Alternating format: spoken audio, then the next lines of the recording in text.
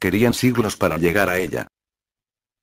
La organización de los proletarios como clase y, por tanto, como partido político, salta a cada momento en pedazos a causa de la competencia existente entre los obreros mismos.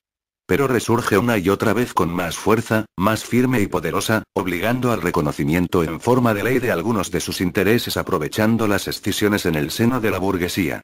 Un ejemplo de ello es la ley de la jornada de 10 horas en Inglaterra.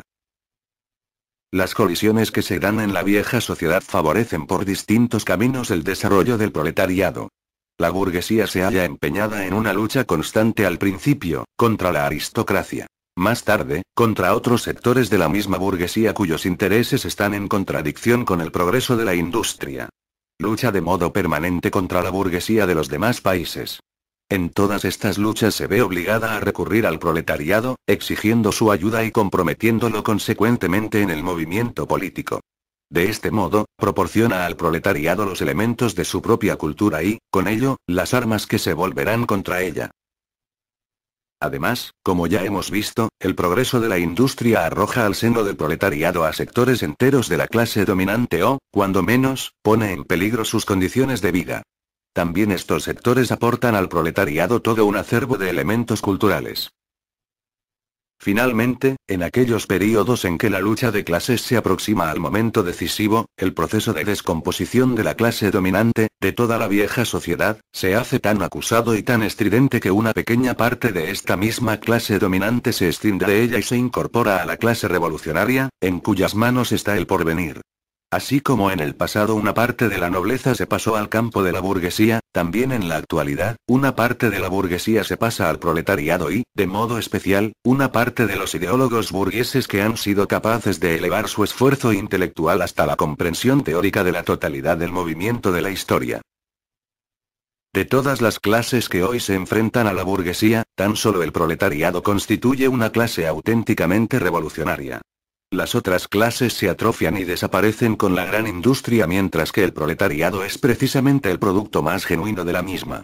Las capas medias, el pequeño industrial, el pequeño comerciante y el campesino combaten, todos ellos, a la burguesía para asegurar su existencia como tales capas medias y salvarse de su hundimiento.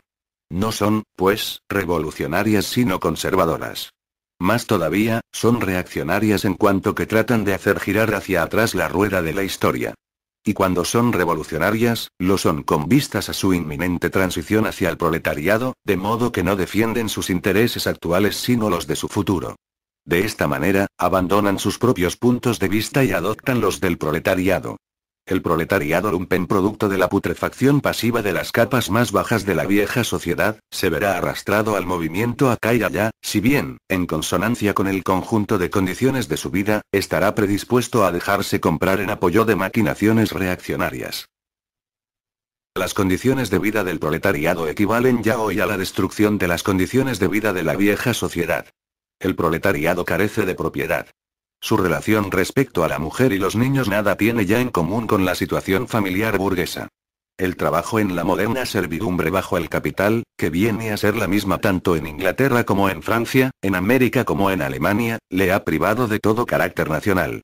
Las leyes, la moral y la religión significan para él otros tantos prejuicios burgueses, tras los cuales se ocultan los correspondientes intereses de la burguesía.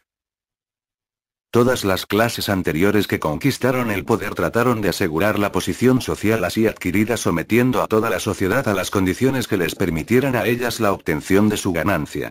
Los proletarios solo pueden conquistar las fuerzas productivas sociales a cambio de abolir su propio modo de apropiación anterior y, con ello, cualquier modo de apropiación existente hasta hoy. Los proletarios no tienen nada propio que asegurar, sino que destruirán, antes bien, todo género de garantías y seguridades privadas precedentes. Todos los movimientos anteriores han sido movimientos de minorías en interés de minorías. El movimiento proletario es el movimiento autónomo de la inmensa mayoría en interés de la inmensa mayoría. El proletariado, la capa más baja de la actual sociedad, no puede levantarse ni sacudir su yugo sin hacer saltar en pedazos toda la superestructura de las capas que componen la sociedad oficial. La lucha del proletariado contra la burguesía es, por de pronto, una lucha nacional, aunque lo sea por su forma y no por su contenido. El proletariado de cada país tiene que ajustarle las cuentas, lógicamente, a su propia burguesía. Al describir con trazos muy generales las fases de desarrollo del proletariado, hemos seguido las huellas de la guerra civil más o menos encubierta que se da en la sociedad vigente hasta el momento mismo en que desemboca en revolución abierta y el proletariado fundamenta su poder mediante el derrocamiento violento de la burguesía. Todos los tipos de sociedad anteriores se basaban, como hemos visto, en el antagonismo entre clases opresoras y oprimidas. Pero para poder oprimir a una clase es preciso asegurarle las condiciones mínimas que le permitan arrastrar su vida de servidumbre. El siervo de la gleba fue capaz, merced al trabajo de su servidumbre, de elevarse a miembro de la comuna y el pequeño burgués, por su parte, se elevó a burgués bajo el yugo del absolutismo feudal. El obrero moderno, por el contrario, en vez de elevarse socialmente a medida que progresa la industria, se hunde más y más por debajo de la condición de su propia clase. El obrero se depaupera y el pauperismo se extiende con más rapidez aún que la población y la riqueza.